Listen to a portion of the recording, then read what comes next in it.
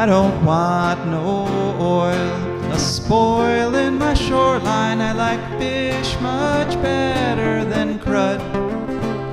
I like birds and things a-creeping and crawling. Won't trade no more oil for blood.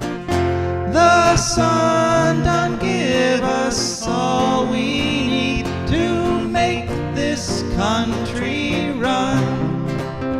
But that black demon oil's got us fussing and fighting, and I do believe it's time we was done.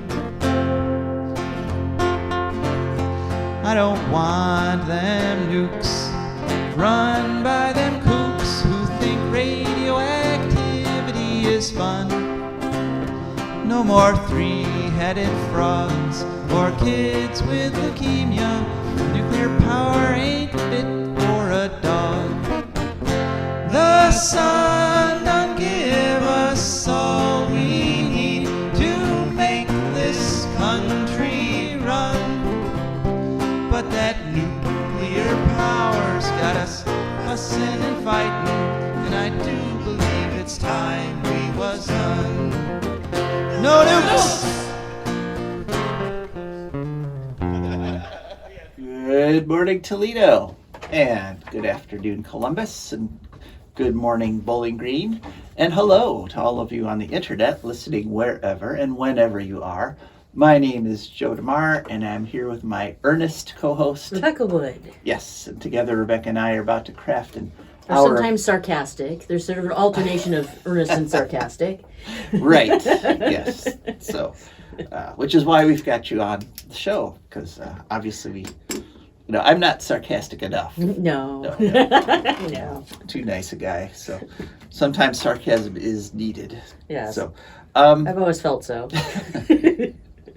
So for the next hour, we're going to be talking about ecology and the environment. We're going to talk about it in the ways it affects you, your wealth, your health, your happiness, the wealth and health and happiness of your friends and family and co-workers, and the animals all around you, and the birds, and bees, and the fish in the trees, and everyone and everything, because we're all wrapped up together on this wonderful planet called Earth. And speaking of being on a planet with a satellite, all the buzz right now, of course, is tomorrow is the big total solar eclipse in this region. Yep. Yeah, and it's really kind of a huge deal. Apparently, my son and I we're in Bowling Green, which is going to get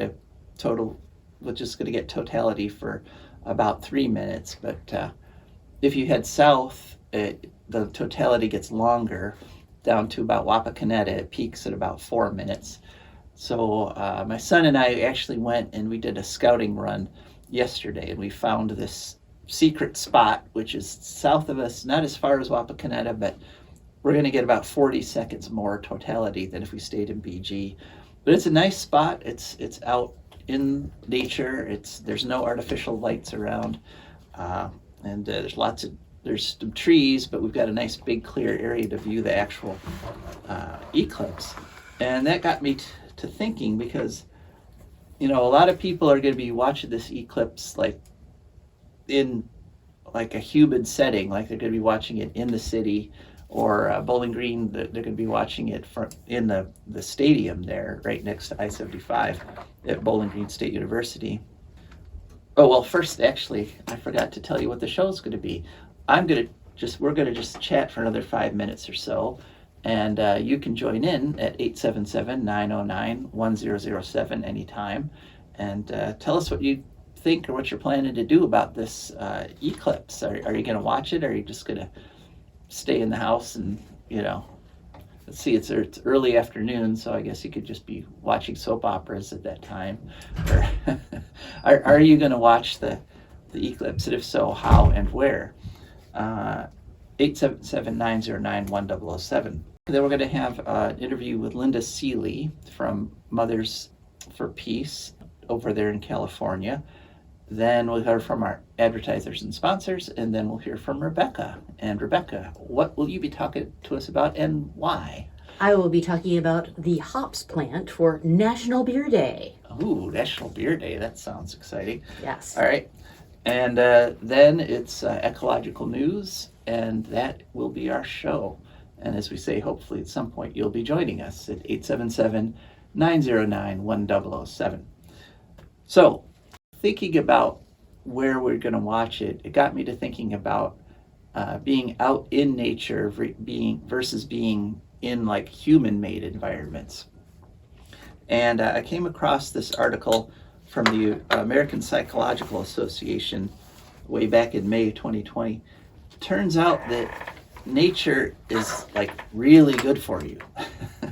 I mean, it has all sorts, being out in nature and seeing natural things has all sorts of benefits for you psychologically, like improved attention span, lower stress levels.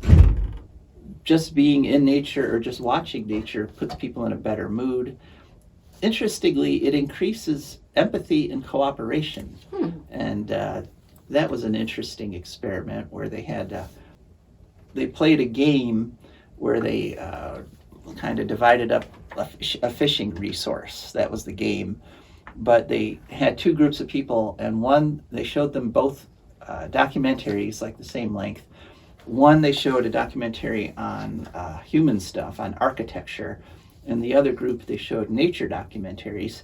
Then they had them play the game, and the people who had watched the nature documentaries were much more cooperative with each other and cared much more about dividing up the resource in a way that maintained the populations of the fish than the people who had watched human-based stuff for an hour. And because those people were just like, let's just get those fish, and I want as many as I can get, and tried to, it went from trying to cooperate in the game to trying to win the game. Also, it improves your cognitive flexibility. So if you're taking a cognitive test, if you want to cheat a little, go for a walk in a park before the cognitive test, and you'll get a better score. And I think they actually allow that. yeah, I think so. Yeah. They haven't figured out it's cheating. And it turns out that people who are living in natural environments, the more natural the environment you're living in versus the more man-made environment, actually have reduced risk of mental illness like schizophrenia and eating disorders. And it's not a small difference, it's a 55% difference. So if you're in a human-grown or human-based environment versus a natural-based environment, you're 55% more likely to get schizophrenia or bulimia or something like that. So it's not insignificant. And it kind of made me wonder. I wonder if there's would be any value in using nature as a treatment for all these things, for mental health problems, because the American psychology, we very quickly go to drugs to treat mental problems, which, some are more effective than others, and some of the drugs do wonderful things. But what about actually prescribing nature? Maybe psychologists should give that a try. So it turns out that even natural sounds improve performances on these things. Like if they had people listen to natural sounds of bird songs and water and leaves versus lectures. And they found the people who listen to the natural sound perform better on cognitive tests. So it's just a thought. If you are somebody, if you haven't got your plan yet for viewing the eclipse, research says you will actually remember the experience better, and you'll enjoy it more if you find some sort of a natural setting. And it works with parks. It doesn't have to be the middle of the woods. You don't have to go out to the center of oak openings or anything like that. But just consider that. Consider trying to get out and there's a little park like kind of up the street from us a ways. The big one, like Joey Brown Park, is like all the big play, the museum and I don't know, maybe not the museum, the science center, all this stuff. They're all charging, and I think like downtown the riverfront is charging, but Charging money? Yeah, like $5, just $5 to get in. But Huh, interesting. I think this one place in this little park is free probably. Yeah. To All be right. in the park. Well, good enough. So anyway, speaking of cooperative stuff, over in California we have a decidedly uncooperative situation with their Diablo Canyon nuclear power plant, where they had brokered this amazing deal with like all the stakeholders had gotten together. They had agreed to shut the plant down in 2024, and they had to come up with this wonderful agreement that took care of the workers and gave them big long severance pay for several years, and decided how they were going to replace the power. Everything was all worked out, but then Governor Gavin Newsom, who must have been spending too much time in the office, blew the whole thing up last year. He just last minute told the legislature, rammed it through, said, no, we're keeping it open. Touch grass, dude, like the kids say. Yeah. And so as a result, there's a wonderful group of women out there called Mothers for Peace. And Linda Seeley, who's a member of that, was kind enough to grant us an interview because they are taking the whole thing to court because, they got screwed over. All of California got screwed over, basically, because every minute that plant runs, the whole state is at risk, and you're going to hear why in this interview. So, all right, Jared, let's hear the interview. Could you please share with us your name and who you're with? My name is Linda Seeley, and I'm a board member and spokesperson for San Luis Obispo Mothers for Peace in San Luis Obispo, California. Okay, well, welcome to the show. Thank you. So you folks are fighting the Diablo nuclear reactor. We are. And recently they basically broke an agreement, and rather than shutting the reactor down, they started it up. They continued to run it, and now they're trying to run it for even longer. But that process was all done, how should I say this? They had to break some rules, didn't they, to do that? They broke, I wouldn't say rules, but they broke a very well-crafted agreement that they had reached back in 2016.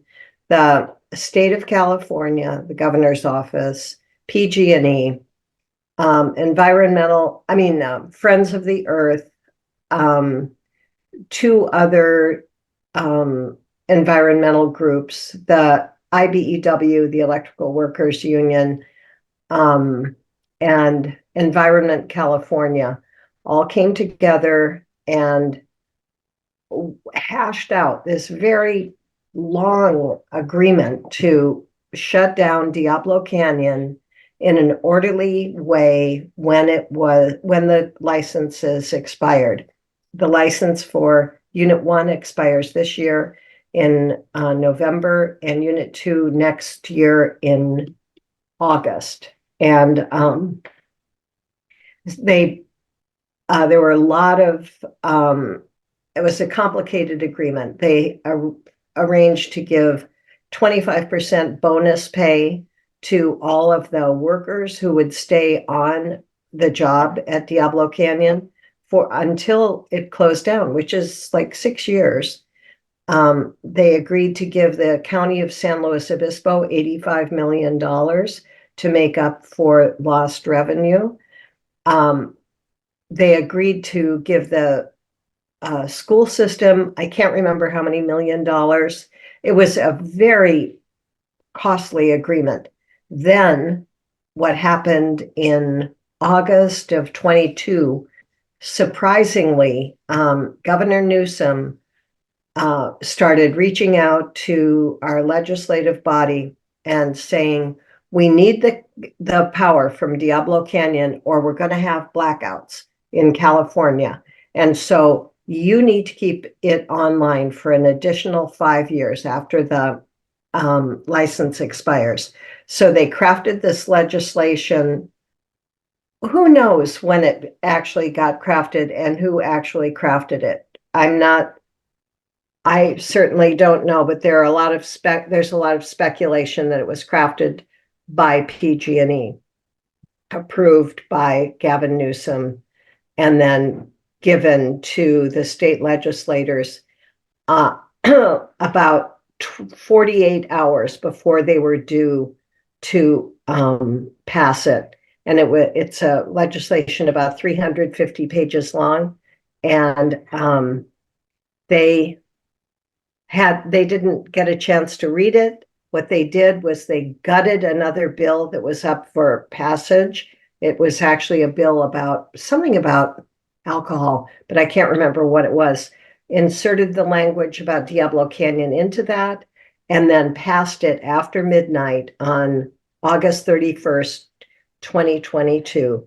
And ever since then, our lives have been a big headache because we are trying to figure out how to prevent Diablo Canyon from staying online, not only for 5 more years, but for 20 more years, the way that PG&E has applied for the license. Right, and I think that's where they broke a rule, right? They by applying for the 20-year extension, NRC had a rule about timely renewal applications. Oh, yeah, they totally broke that rule. There was, with the NRC, in order to extend a license of a nuclear power plant, you have to apply for the extension of that license. The rule says 5 years prior to the shutdown, the expected shutdown, but they've allowed other plants to do it 3 years before the shutdown. They allowed Diablo or PG&E to do it 10 months before the planned shutdown, which means that after this November, when Unit 1 is supposed to shut down, that Unit 1 is going to be running without a license. It's like, driving without a driver's license for several years, just because because you want to, or because you can. So the NRC is allowing this to happen when there are significant problems with the Unit 1 reactor vessel. Yeah, kind of a cop looking the other way, basically, when somebody's like speeding by them.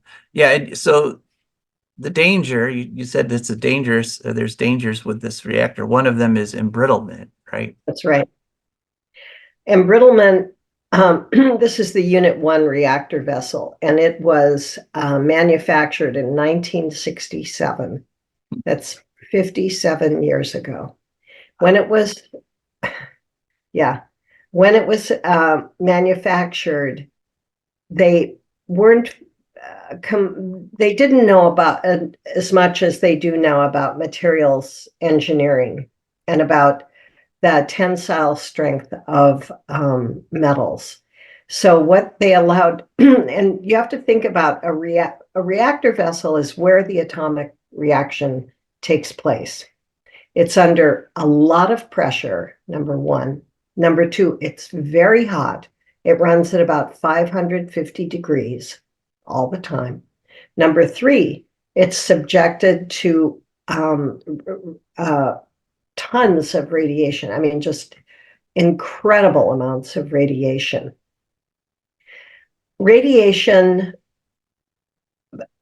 Constant radiation and constant heat, and mixed with the pressure, affect the metals of which the pressure vessel is comprised. This particular pressure vessel was manufactured with too much copper and too much zinc, well, from what they know now. And so what that does is, it's not a problem, not a bit of a problem, as long as it's running along fine. As long as everything is hunky-dory at the plant, as long as there's no trips, as long as nobody attacks the plant, as long as there's not a grid outage, as long as there's not a severe operator error. All of these things can make them have to shut down the reactor quickly. And the way they shut down a reactor quickly is by pouring cold water into it. And all of us have had the experience of a glass shattering when it's subjected to hot and cold at the same time. It's exactly what could happen to this reactor vessel. And we learned about this embrittlement several years ago, but we didn't understand it. We're not scientists. We don't understand metals, the action of metals. I've learned a lot in the past year or so. But we were reading about it and like going, what is this? What is embrittlement? What does this mean? And I happen to also serve on the Diablo Canyon Decommissioning Engagement Panel, which is the panel that has to do with what are we going to do with everything when the thing shuts down finally. We started looking for someone who is highly credentialed in this field. We ended up by a stroke of luck, absolute luck, and I'm so grateful for it, to find one of the most highly qualified metallurgical engineers in the world. His name is Dr. Digby McDonald. He teaches at UC Berkeley, and we started giving him this information that we had collected about the Unit 1 reactor vessel. He started digging into it, and he's pro-nuclear, by the way. And he said, oh my God, this is not good. This reactor vessel needs to be shut down because it has reached its limit of ductility. Ductility means if it can expand and contract. It's reached that limit. It can't do it anymore by 2024 now. And so that is why we are so working so hard to get this thing shut down. If, God forbid, it did shatter, it's not containable. It doesn't have a backup system. It would contaminate California. It could ruin our lives and the lives of the future generations for God knows how long. Just look at Chernobyl, at at the after effects of that, and Fukushima. It's not worth it. And we don't need the power from Diablo Canyon. Several times over the past several weeks, solar alone has been providing more than 100% of the entire state's electricity needs. And so this idea you need to toss a nuke on top of that, it's kind of crazy. So you have taken, you've gone to court, basically. You've got a team of lawyers, and who exactly are you suing? What court are you in? What are you trying to do with this court case? We're in the Ninth Circuit Court of Appeals on that issue about the timely renewal, the violation of their own rule. We're expecting, our lawyer argued that on January, I don't know, 14th or something. We're waiting for a ruling on that from the court. We are going to the NRC, the Nuclear Regulatory Commission, on May 22nd, taking our materials expert and our seismic expert. This is the other alarming thing that we've discovered. We also were asked an expert to reanalyze the seismic data. This is a seismologist who's been working for 40 years, and he was involved in the process to evaluate the earthquakes at Diablo Canyon over the past many years. And what he's discovered is that right under the Unit both of the reactors under the plant, that they have not taken into account these two, they're called vertical thrust faults. And what that means is if there were a even a small earthquake, a vertical thrust fault causes a lot more damage to a structure than a horizontal fault. And there are two vertical thrust faults that run straight under the plant. And these have not been analyzed or taken into account by PG&E. And as part of the arcane process of license renewal, they don't have to take into account the new information because seismic data is considered ongoing information. You're not allowed to enter new information. Well, you can enter new information, but it's not it's not required. Senator Padilla, who is, California state senator, is on the oversight committee for the NRC, and he extracted a promise from the head of the NRC that the seismic data at Diablo Canyon would be reviewed before they allow the license to be renewed. And so we are hoping that Senator Padilla will hold the NRC's feet to the fire and force them to look at the new seismic data, the reanalyzed data. So that, and just think about it. If you've got a reactor vessel that's fragile, built on vertical earthquake faults, and we don't even need the power, it's insane to keep that plant going.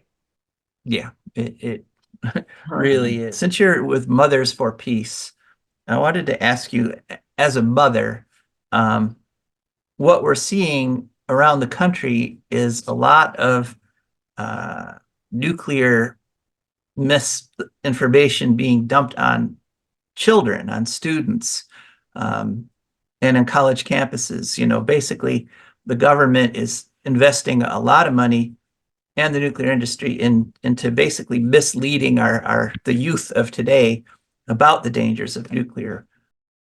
What do you think about that, and what do you think we can do about it? It's a huge problem. They have so much money. They have introduced modules into the classrooms about the great advantages of nuclear power as a way to combat climate change. It's being framed like that. It has to do with, the Biden administration is very pro-nuclear. Mhm. We don't exactly know why, except that they're revamping our nuclear weapons system. And they do need plutonium and nuclear power plants make plutonium. They need plutonium to make the triggers for bombs. I don't know, Joe, I don't know the answer to that question. It's so disturbing. Yeah, well, We are not going to dispel it. I mean, we're so small. We won't dispel that notion, but we have to approach nuclear power is tremendously expensive. The nuclear waste lasts for 250,000 years. And there's nowhere to put it. So we have to go after it like that because the campaign of brainwashing is very powerful. So God forbid there should be a nuclear accident. It's a terrific crisis. Anything you'd like to add? If you're interested in learning more about Mothers for Peace, the work that we're doing, we have a great website that's kept up to date every day. Our website is mothersforpeace.org. We're a nonprofit organization. None of us are paid but we have to raise a lot of money to pay our lawyers and our expert witnesses. One, by the way, is at the California Public Utilities Commission. So we're working on that. We're working at the Ninth Circuit Court. We're working at the NRC. We just feel compelled to do this work because if we don't do it, no one else will do it. If you go to our website, you might want to find out more about us. And if you want to, you can always join our mailing list, and you'll get updates whenever we send them out. All right. So that was Mothers for Peace at mothersforpeace.org. And, when she said no one else will do this work, it kind of struck a chord for me because no one else is really covering the news stories that we're covering and bringing to people's attention. And the reason we're able to do that is because of our wonderful patrons and sponsors. So let's hear from our advertisers now. For a Green Future is also brought to you by the Wood County Park District. The Wood County Park District is a natural resources conservation agency. They protect natural spaces, maintain quality green spaces, provide engaging programming, and they teach people to love and respect nature. They also restore wildlife habitats and lead people on outdoor adventures. Wood County Parks protects natural spaces in Wood County for all to enjoy from 8 a.m. to 30 minutes past sunset every day of the year. There are several ways to get a hold of them and find out what's happening. One is to call them at 419-353-1897. Another is to visit their website, www.wcparks.org. The website again is www.wcparks.org. They are also available on all social media, Instagram, Facebook, Twitter, and many others. Just search for WC Parks. That's the Wood County Park District, and we're very grateful for their support. And we're very grateful for the support of our patrons. These are people who've gone to patreon.com. That's Patreon. They searched for our Patreon page, and they went and saw the different levels of membership. They picked a level of membership that matched their own budget, and they became part of the heroic crew of people who are patrons of For a Green Future, the people who are the ones that make it possible for us to bring you this show every week.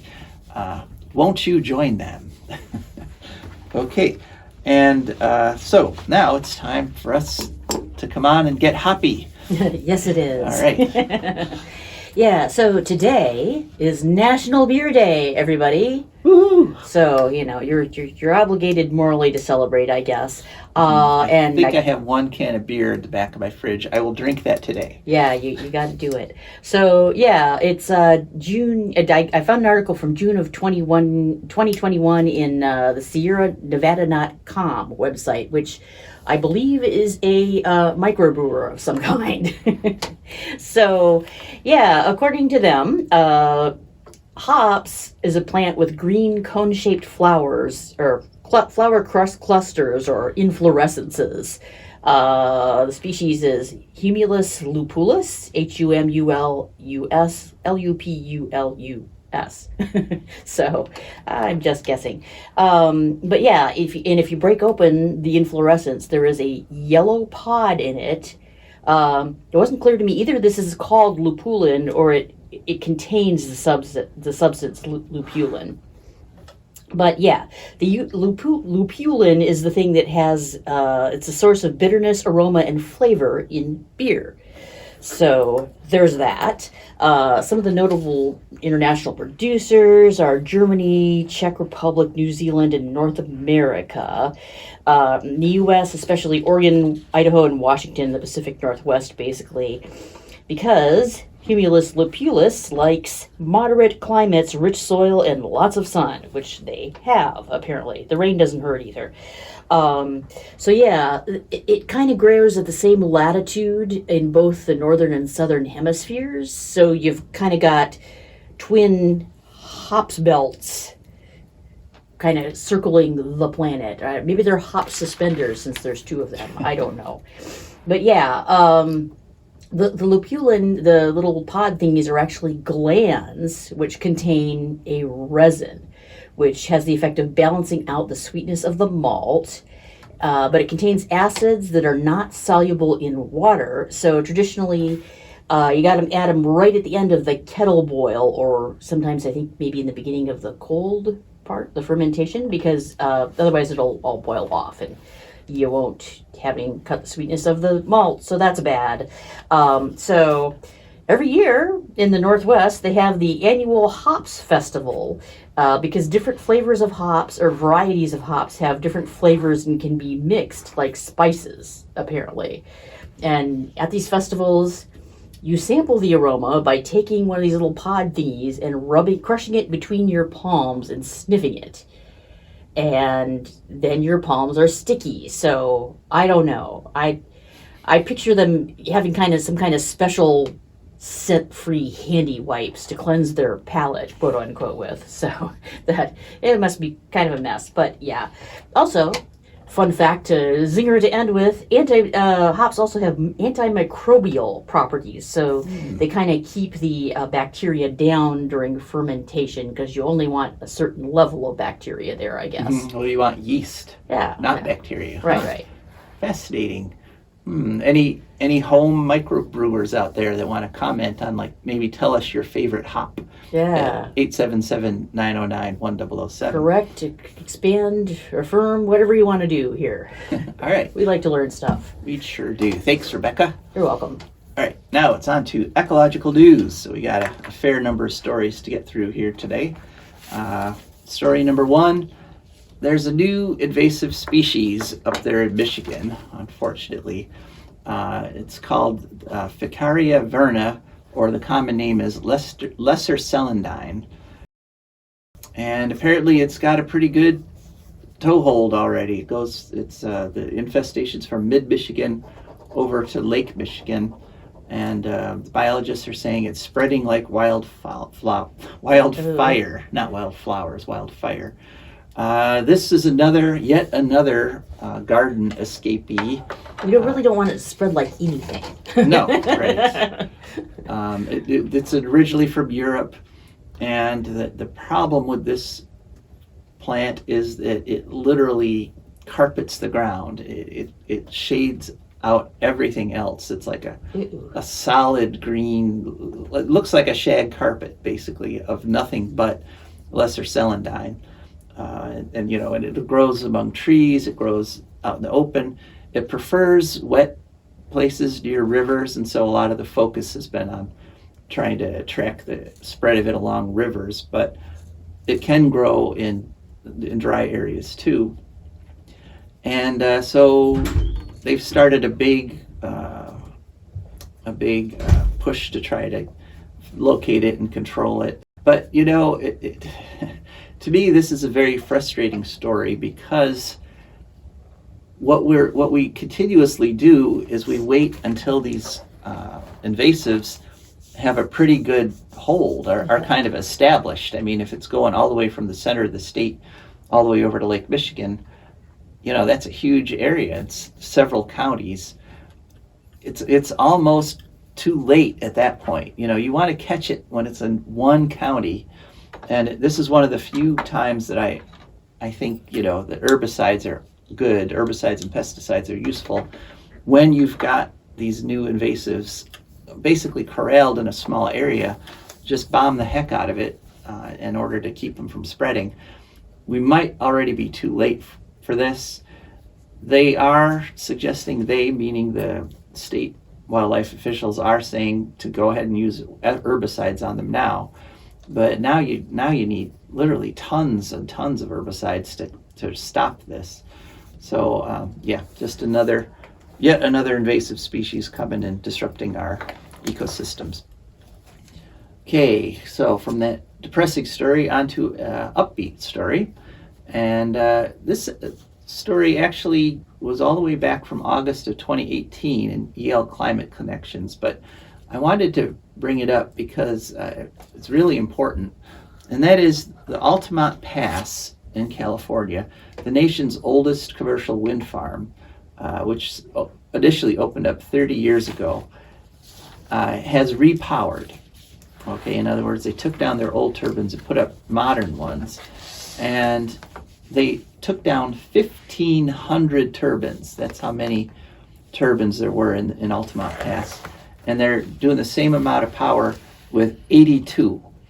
So they went from 1,500 turbines to 82 turbines. But the reason I want to bring up Altamont Pass specifically is that as the first wind farm in the United States, it was a failure. Wow. For 30 years, for 20 years, utility companies kept pointing to Altamont Pass and saying, look, wind power is not practical. We've got this big wind farm and it doesn't produce nearly as much power as it's supposed to. It's got all kinds of problems. The reason it is because they jammed 1,500 turbines into the pass, and the turbines kept stealing the wind from each other. Ooh, so, okay. You can't generate your full capacity if there's another wind turbine right in front of you stealing half the power of the wind. Got to stagger them. And so, Altamont Pass slowed the adoption of wind power in the U.S. by almost a decade because investors didn't want to risk it because they saw the one example we had in the country was a failure. But now, of course, investors realize investing in wind farms is a great deal. And in fact, going to another repowering that just happened this past week, they just cut the ribbon on a wind farm, the Brazos wind farm down in Texas. And they went from 150 turbines down to 35. And using modern turbines, they're actually going to be providing about 25% more power on the same land. Less is more. With 120 fewer turbines approximately, enough power for 67,000 homes. And for those of you who've been brainwashed into thinking that somehow the fiberglass blades are the most dangerous form of pollution in the world, because that's what the anti-wind people are saying is, oh no, all these old wind turbine blades are going to pile up and kill us. Every bit of the blades and every bit of the rest of the turbines, for that matter, are being recycled. Okay, you could take them and they're used in concrete, they're used in asphalt. You can grind them up and use them in other composite materials to make new blades. And they're also useful in bulk molding. So it's a win-win down there in Brazos, Texas. Excellent. Yeah. But of course, now we go back to some bad news. Uh-oh. TerraPower, that's Bill Gates's mad scientist scheme for a sodium-cooled fast reactor. They've applied to the NRC for a construction permit for their TerraPower nuclear power plant. Now, the basic difference between a solar power or a sodium-cooled fast reactor versus your basic water-cooled reactors, boiling water or pressurized water, is that sodium is incredibly flammable. Oh no. And if it's exposed to either air or water, it explodes. So then you get these massive explosions with radioactive smoke coming off them because they're chock full of nasty radioactive badness. And so he's applied for the construction permit from the NRC, but in the meantime, they're going to go ahead and start doing all the non-nuclear construction over there in Wyoming. And this seems to be a pattern that these nukes, even before they get their licenses, they want to cut down the trees and build the roads and put the concrete in. And so he started doing that. Now, they just this year pushed back the date that they're saying they'll have a working reactor by 2 years. And the reason they cited for that is that there's not enough of the bomb level fuel that they require, the HALEU, high assay low enriched uranium. So in order to get a fast sodium reactor to work, you have to purify the uranium till it's just at nuclear bomb level, which means that if somebody steals it, they can make a nuclear bomb. But they claimed that the lack of this stuff was why they had to push their construction time back a couple years. Unfortunately, in a related story, back on April 3rd, Department of Energy had an environmental impact statement hearing because it turns out the federal government is planning to make Bill Gates's fuel for his reactor. They're going to spend billions of dollars to make 290 metric tons of HALEU fuel. And right now, the only one who stands to benefit from these billions of dollars is Bill Gates. It's a pretty sweet deal for him. You know, if you don't have to make your own fuel, that really makes your reactor seem a lot cheaper. Must be nice. I happened to do a little digging, and just coincidentally, it turns out that Bill Gates had contributed $500,000 to Biden's inauguration committee. Oh my. And he also just happened to donate $70 million to a dark money PAC, which helped elect Biden and other Democrats in the last election cycle. So, coincidence? Nah. Now, the environmental impact statement that they had the hearings on had all kinds of errors in it. One of the biggest ones was that they claimed that nukes actually produce less carbon per kilowatt hour than solar. The DOE claimed that nukes only produce 12 grams of CO2 per kilowatt hour, while solar produces 41. Unfortunately, that's a lie. The National Renewable Energy Labs actually did a study, what's called a harmonization study, where they took 3,000 studies on this topic and averaged them and put them all together. And it turns out that the solar, DOE wasn't far off on their estimate of solar. NREL comes up with 46 grams of CO2 per kilowatt hour, but the real number for nukes is 99, not 12. So nukes literally produce twice as much CO2 per kilowatt hour as solar, but you wouldn't know what to read from, by reading their environmental impact statement. So the NREL's report was done by like a team of people who were looking at 3,000 studies done by lots and lots of researchers from all across the country and the world, whereas the DOE study was done by one pro-nuker, who just was like, I'm going to just come up with some numbers here. Uh-huh. So, Yep. yeah. The environmental impact statement also ignored the in-work study that But came this one goes to 11. Yeah. It also ignored the in-work study, which came out last year. We've reported on that before. The study that shows that lots of cancer deaths happen with even a tiny increase in radiation. The DOE study was still using the old numbers, claiming that there's a lower amount that you can put into the air in the environment without hurting people.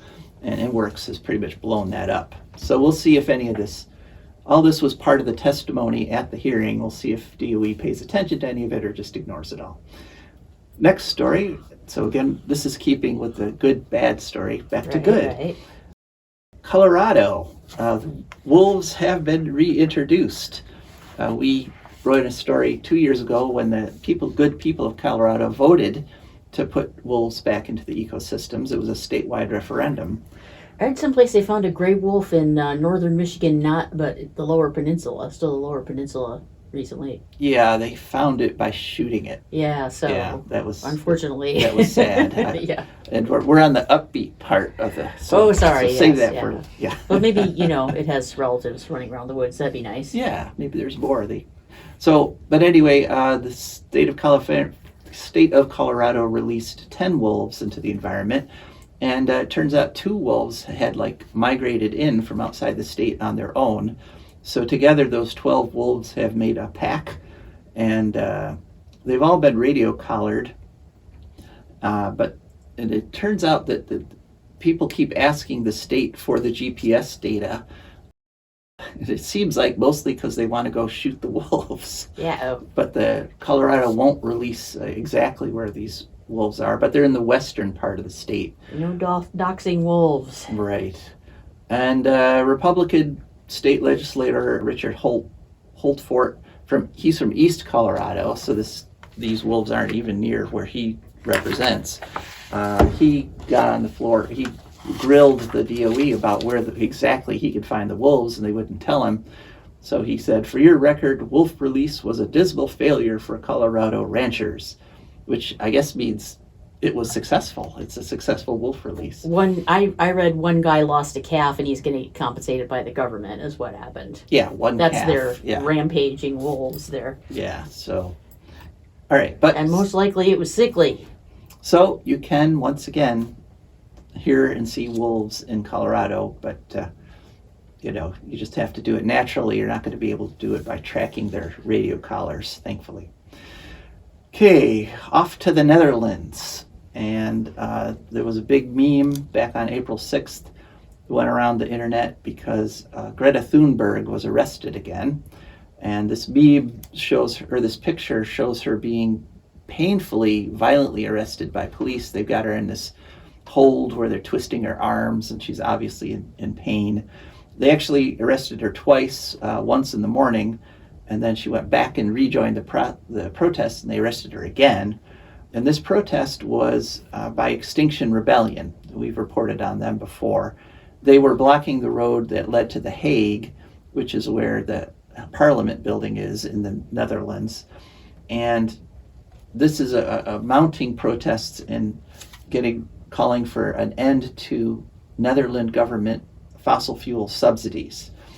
And actually, you probably saw the meme of Greta Thunberg getting arrested, but what you might not have known, because it's kind of buried in the articles. Like, first they talk about Greta Thunberg, and then there's a sentence tossed off there that actually more than 400 people were arrested at this massive protest. And in fact, Extinction Rebellion has blocked this road 30 times. Good for them. So, and it's all working up to, because in June, the Parliament's going to debate on whether or not the government of Netherlands should just keep giving tax monies as subsidies to fossil fuel companies. So we'll see where that goes. All right, and now this story, this was originally reported on by E&E News, and it was reprinted by Scientific American and Astoria on April 4th. There's geoengineering in San Francisco. A bunch of mad scientists from the University of Washington got together and hatched a secret plan to spray salt particles in the air. And their idea is that adding salt to clouds will make them shinier, and they will reflect more of solar radiation back out into space. And they kept this secret until after they started doing it. And then once they started doing it, they said, "Oh, guess what we're doing? Isn't it wonderful?" Great. Because they knew if they told people they were going to do it, there would be opposition, because messing with weather, messing with clouds in that fundamental way is fundamentally risky. We don't know what's going to happen by adding salt. Easier to apologize than get permission, I guess. Yep, that's, as they say. that was probably on the that's probably on the cover of the top secret report they generated before they started doing this. Yeah. But they invited the New York Times reporter to watch the salt being sprayed. It's being sprayed from a retired aircraft carrier called the USS Hornet, which is actually the Sea, Air, and Space Museum in Alameda, California. All the organizations involved have refused to be interviewed subsequently. No discussion, and in their proposal to do it and their approval, there was no discussion of any of the ecological impacts. Oh my God. And one ecological impact I can think of is, what's the effect going to be on the aeroplankton? Because we know there's all kinds of bacteria and viruses and all kinds of stuff floating around up there in the atmosphere that cloud particles form around. And what will happen to them when you've added salt? Will you kill them? Will there be more clouds formed? Will there be fewer? We don't know. They decided to just go ahead and try it and see what would happen. So, all right, great. So, thanks, guys. Boo on them. And then I wanted to finish on a upbeat note. So this was, it was like bad, good, bad, good, good. We're going to end on a good note. Story in Progress Playbook on April 3rd. Renewables cover 89% of Portugal's energy needs in the first quarter of 2024. So just about 90% all wind, solar, and hydro. And that's up from 73% in the first quarter of 2023. And one of the main reasons they were able to do that is they got some rain, so their hydro levels have rebounded. And so this was all, well, let's see, it's 47% hydro, 31% wind, 6% solar. Unfortunately, it's 5% biomass, which is not really that green unless you're getting it, just from cuttings of downs of trees that have to be gotten out of the way and things. But 0% nukes, that's very important. No nukes. And natural gas usage dropped 43% from that same quarter last year. And Portugal shut down its last coal plant way back in 2021.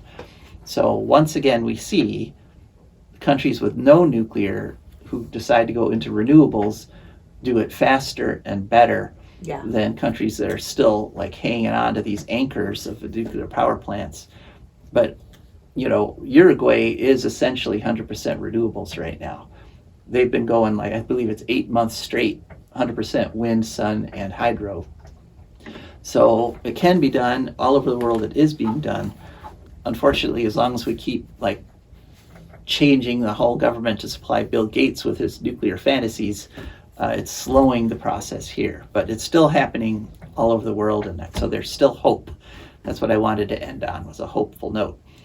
That's it. That's it for this show. This is Joe DeMare. And Rebecca Wood. Thanks for listening. We are signing off.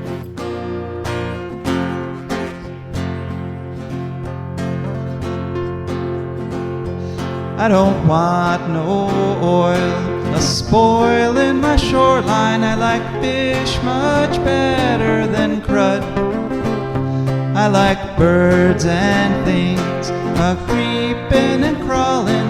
Won't trade no more oil for blood. The sun done give us all we need to make this country run. But that black demon oil's got us fussing and fighting, and I do believe it's time we was done. I don't want them nukes run by them kooks who think radioactivity is fun. No more three-headed frogs or kids with leukemia. Nuclear power ain't fit for a dog.